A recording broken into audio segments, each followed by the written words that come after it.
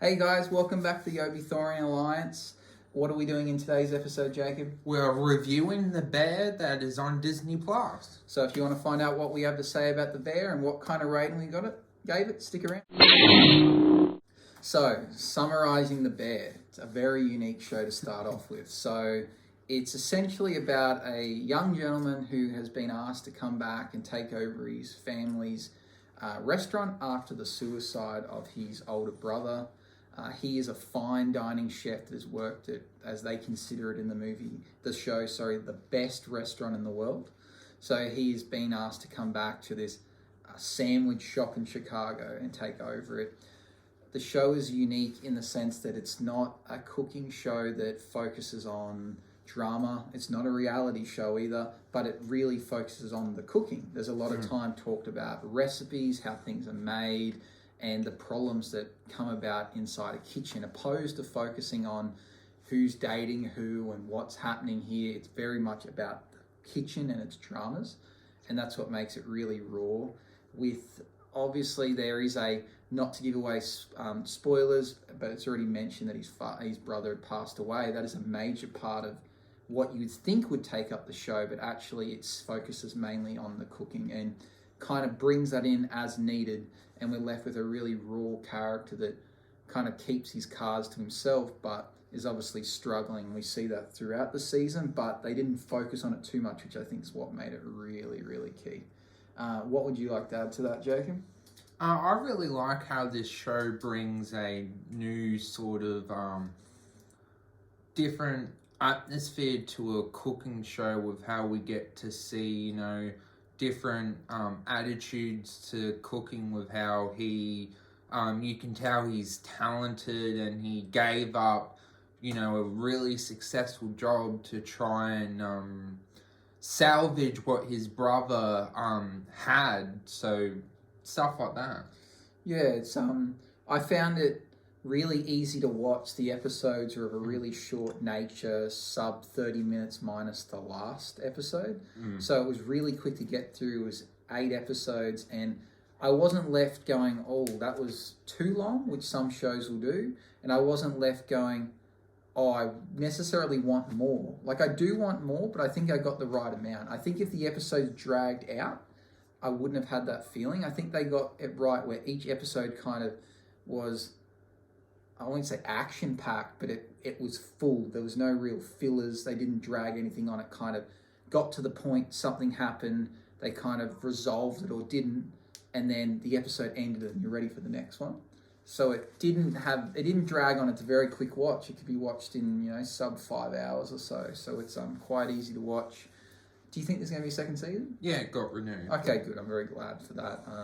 The acting was probably the standout for me. I think the actors really played these raw, real characters, whether it was the main character and, dealing with, obviously, the trauma of his brother passing, and also the stress of taking over a business that is struggling and left with this mess and not knowing how to deal with it.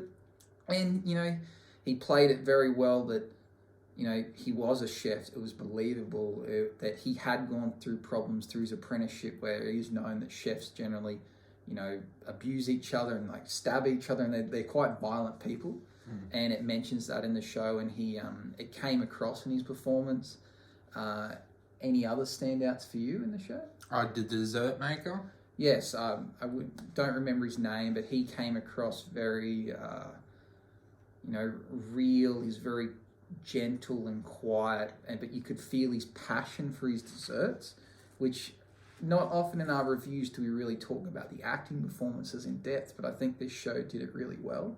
I believe that he was a real person, not an actor, that he did care about his cooking and he wanted to learn more.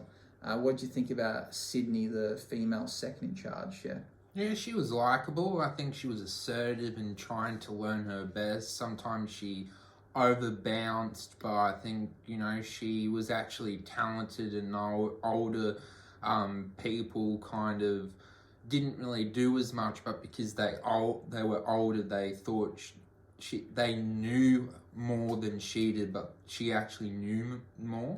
Yeah, and she had to deal with that struggle of having professional training and dealing with people that hadn't, but they're like, well, we've been here longer than you, so we know more, and trying to convince them. And eventually she got over the line with that and did a really good job, but it felt real in doing so. It didn't seem too easy or forced. It kind of seemed natural. I'd say this show almost didn't feel like a show. It seemed like they just dropped the camera inside a kitchen and we got to see what happens behind the scenes.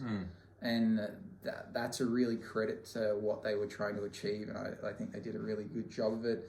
I quite like the cousin, or they called him cousin, but I don't know if they actually were related. It was technically the main character's brother's best friend.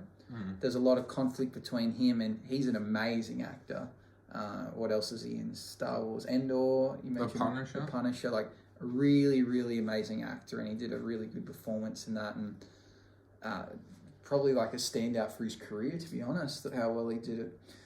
Any other points to add to this show before we get into our scores? I think if you really enjoy hospitality and just cooking meals, you'll definitely love this show. But if you don't like hospitality, you probably won't like this show unless you like conflict and drama and seeing stuff happen to people. You might like this show. Yeah, I think some people might watch it thinking you're going to get, a MasterChef cooking show, and it's not quite that. And I think if you're expecting, family drama or relationships, you're definitely not going to get that. But if you want to see an inside peek into what it's like to be in a restaurant, that's what you're going to get. And I think those that have worked in a restaurant or in hospitality will probably really love it because it will remind them and it'll feel real to them. And I think that's who it's probably appealing to the most. So it's not for everyone, but I think those that do like it are going to love it. And that's not to say, though, the others won't like it. It just may not appeal. It'll be like, oh, this is kind of a nothing. Because it really does. It has a lot of nothing happening, but at the same time, it has a lot happening if you appreciate what they're trying to do. So let's move into a verdict. I gave it 88%. So, got mainly 8s across the board. For me, the standouts, as I mentioned, were acting, performance. I really, really liked the casting. Obviously, the main character I have a bit of a spot for, as he was in Shameless, which is mentioned multiple times as my favourite show. And I think that he carried on really well from that. I think just acting for me, the visuals, the realness of it, and the uniqueness really pushed it forward. There really wasn't any low scores throughout. Going through our rating system was pretty consistent across the board, but uniqueness, acting, and the casting really gave it high scores to put it 88%. I definitely agree with Luke. The originality for this show, I think, is my favourite part of it. Seeing how a hospitality restaurant is run by a professional chef, and then seeing how people think they know how hospitality should be, kind of don't really like his teachings, and then seeing how one person that was the dessert chef goes, oh, he actually knows what he's talking about, and then gets inspiration, and then getting their whole communication by yes chef, chef, that kind of camaraderie, and then the acting performance. My only nitpick would be is that who's the audience for? Unless you're into hospitality or enjoy cooking, you're probably not going to watch this show, so that's probably the main nitpick. But besides that, it's an excellent show, and I would still highly think it's worth your time of watching. And the main thing that doesn't answer for me is the suicide aspect. I don't understand why the brother still committed suicide, and hopefully we'll get answers in season 2, and hopefully they do, because I feel like the reason is just not answered. And the other thing that's kind of a nitpick is more spoilers discussion, but overall highly bingeable show as well. Really quick to watch. That's a really good aspect as well. You don't feel like it's dragging on. And the drama aspect can be annoying with their bickering, but that's just human beings trying to get along in life. And Yeah, really enjoyed the show. Yeah, so in summary, we both gave it high marks. We think that it's suitable for those in the hospitality industry. Those that aren't, give it a watch. It's a quick watch. If you like it, you don't. If you do, then, that's great. So I think, given the fact that it's not too long, it's worth giving it a try and seeing what you think. At the end of the first season, you go, it's not for me, well, don't watch the second one. But I think most people will probably get around to it once they see it and get into it. So let's move into some spoiler discussions. There's a few things we want to talk about. So if you haven't seen the show, probably turn it off right now. What's the first thing you want to bring up? I think got to talk about how did the brother get money in the cans? I don't understand that. Yeah, we talked about this off screen before, trying to work out that he somehow... It could be a simple answer that we don't know. But the fact that he had these little pasta sauce cans that the money, he found money in it in the end. And we obviously don't know how much it is, but it looked like a large sum of money. And it seemed like it was his brother kind of storing money away, but he was also in debt, and the money would have paid off the debt. So that's something we're going to have to find out in season 2. But the question remains, how did he open a can of the sauce, get money inside it, and reseal the can? It's not a jar, it's a can. So I don't know. So if anyone knows, please comment below. We'd like to know how that's possible. And it's kind of funny because throughout the show, he asks why there's all these little cans and not big cans, because the big cans are cheaper, and then eventually it links into that's where the money is. And there's still one remaining, and my theory is that they conveniently left that behind, or the writers did that, so if they need money, there's money still there. Yeah, so you think in season 2 there's going to be a point where they're really struggling, they're on their last dollar or something, and then they open the can? Is that your thought? Well, why else would the writers conveniently have that there? Yeah, I don't know. It's odd that they wouldn't open all the cans. It's a bit strange, but maybe that's the point. Maybe maybe the characters have chosen to leave it there because they go, this is us rainy day fund or something. I don't know. So we'll see what happens there. Other things. What about in the last episode trying to add the drama that that the cousin may have killed someone? Do you think that was a strange thing to chuck right at the end? Yeah, in a hospitality show, yeah. I get why it happened and it matches up, but they really had us feeling... Well, for me, I thought that possibly he's going to go to jail. And I was like, was that what the next season's going to follow on? Only to be, well, no, it's not. You're just going to be facing, assault charges, which, might be a fine or community service or something. But that really, I thought, was what the season was going to end on. Do you think it would have been better if he actually did go to prison, or what actually happened was better? No, I wouldn't have liked to see him in prison. It possibly could have just not been part of it. Like maybe they went and broke up the fight and someone got a bloody nose. I think that was one. It's kind of like a jump scare. They've kind of added it to make us go, oh, well, this is what it's going to end on, and totally throw us a curveball with the money. Because I didn't think the season was going to end with him miraculously coming into money and solving their financial woes. I figured the show would continue on with them always kind of struggling money-wise. So where do you see the season going now that they're possibly not going to have financial debt moving into the next season? I guess upgrading their business, and hopefully we'll get a reason for why the brother killed himself, because I personally don't understand. I think we will find out a bit about that.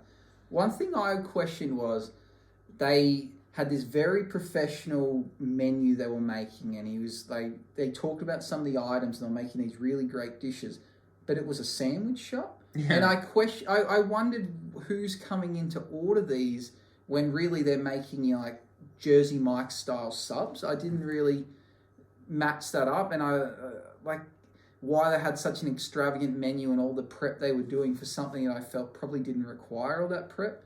And you did see at times people sit in the restaurant, but I didn't think that was the type of restaurant they were doing. To me, it seemed like a takeaway, in and out, get your sub, they wrap it up and you're off. But they seem to be making really extravagant dishes. So you think the bear overcomplicated things to create more drama? No, I just think it didn't match up. The show was trying to make out that it was a deli sub sandwich shop, but then they had a a Michelin star restaurant menu, which I don't know if people were ordering that. Like, it just didn't quite add up. And a dessert chef. Yeah, which is like at a place that sells sandwiches. It seemed a bit odd, but you know that's fine. It was one thing I kind of queried if that added up and fitted in. Yeah, I did think of something else, but it's left my mind. I'll come back to it. You got anything else you want to talk about? Do you feel like they had to play those games with like the onions and potatoes with the with Sydney? Oh, I think it was their way of hazing her, a bit of jealousy that she'd gotten a position that they probably didn't think she deserved, or they questioned why they didn't get it. Yeah, that was all right for me. I think that's fine. That does happen in the kitchen. I remember when I wanted to be a chef at some point, and I did part of an apprenticeship, and I used to get hazed. You know, people would put, you know, chilies in your drink and stuff, and you know it's just part of what life in the kitchen is. Yeah, so I felt that was very real and what would have happened. Any other nitpicks or even things you want to talk about leading into next season? Do you feel like season 2 will focus more on the relationship between the bear and his sister and working out more why the brother committed suicide, or this success with the restaurant, the hospitality sides of it? I feel like there's 2 choices that the show could go for. We'll probably end up getting a mix of the 2. I think the sister will probably come into it a bit more, and we'll probably get a bit more of a reason behind the brother, because at this point it doesn't make sense. All we understand is he had a drug problem, but he was in debt, which kind of made sense, but then we realise he's not in debt. He actually has all this money put aside. Yeah. So it's not quite adding up, so there might be a bit more to it than we think. Did you like who they cast as the brother? Yeah, it was good to see. He's an actor that's in a lot of roles, so it's I think it suited him well, to be honest. I guess we're just not going to see a lot of him because he's deceased. He's busy. Yeah, well, busy, and his character's deceased in the show, so they're not going to give. I hope they don't start doing a 13 Reasons Why and have them talking to like a dead person. Yeah, it happens a lot. Yeah. Did you like the twist of when he eventually got the card, like a letter, and he thought it was a suicide note, and what it ended up being? A positive note. Yeah, well, it was, you know, like it was the recipe to their family spaghetti, which I thought was quite clever, because even though he's a great chef, he obviously wanted to know their recipe, and his brother never told him, but the recipe was really simple when you looked at the card. But I thought it was a nice little touch. What did you think about at the start of the last episode where they added kind of it was in his mind, it was like in his head, and he was imagining it, and it was like breaking of the fourth wall, and he thought he was like on a cooking show? Yeah. It was, did you like it, or do you think that was just really odd because the show had nothing like that throughout?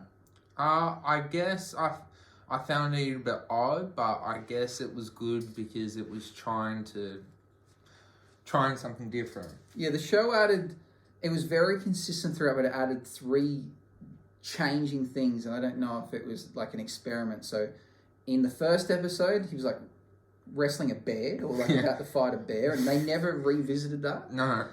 Which obviously that was like a dream, but I thought maybe it was going to be an ongoing theme with him having like really dark dreams, and maybe it was, and they removed it from the show in editing. They had in the second last episode where they had a really long credit scene at the start, and then they had like a radio talking over the top. And so they had that, which was like an odd thing that they hadn't integrated before. And then in the last episode, they had where he was on a cooking show. There was like 3 random things that didn't fit in with the rest of the show, and it was, I don't know if they were trying to experiment and try something different. I think so, yeah. No, I think they were fine, but if they weren't there, it would have made no difference to the show at all, I don't think. Did you like how they came up with why the show got its name because of his last name? Yeah, well, I guess we hadn't. Oh, maybe if you look closely, maybe it was written somewhere during the show or like on a piece of paper, but I'd never like heard what his last name was, so it makes sense. You also wonder, well, is like was his brother? Did his brother have the same nickname? Like if they've all got, if that's their last name, was that like a family nickname? Like everyone was called the Bear? Yeah. So. Do you like the Bears, the show's name? I think it's fine. I guess it kind of captures people because they go, "Oh, what's that about?" Like, what else do you call it? Like the kitchen or Chicago's first meats or whatever they call the restaurant. Like, I don't know. I think it's fine. I think trying to name a show is quite a hard thing, and it's always interesting seeing how shows actually name them, where they come up with, because sometimes it's just obvious and sometimes it's random. It's like a show like Friends. Like, what could you call that? And they're like, well, it's a show about friends. Well, it's called Friends. Like, sometimes it's very simple, like a show like, Schitt's Creek. It's like, well, it's about the place. It's about the place. Like, sometimes it's very simple and sometimes it's like, oh, it could be anything, so let's just pick a name. Yeah. I think the show definitely nails the casting with the show. Yeah, I'm very happy with the casting, and some big name actors and some people that obviously known from Shameless, and I think he's one of the best actors around. To get another big role is quite cool. So I was very happy with it. Yeah. Do you think season 2 will have like rivals that they'll have to compete against, or? I don't know what its direction will be. I think, given what we've seen so far, the show doesn't have a lot that happens in it, so maybe it'll just be them again with the restaurant, trying to financially get things right. I think maybe we might get a bit more into understanding Carmen, the main character's his kind of cooking past, like maybe a few more flashbacks, or maybe someone from his past might come and create drama for him, something like that. So, final thoughts? Really worth watching, really enjoyable, and even if you don't think you'll like it, it's a short watch, so give it a try. Yeah, I agree with Luke. I think if you are looking for something entertaining and something different to watch, it's definitely worth watching. And if you even want some recipes or some inspiration to get some cooking tips, this is definitely the show for you, and even some dessert tips as well. Definitely the dessert character is my favourite character. What's your favourite character? Yeah, I would say him. He's probably has no real negatives about him. It's all kind of likable. The other characters are, got a bit of both. So yeah, I'd say he's the most consistent character for sure.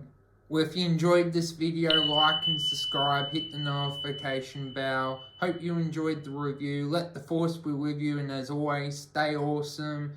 See you. Bye-bye.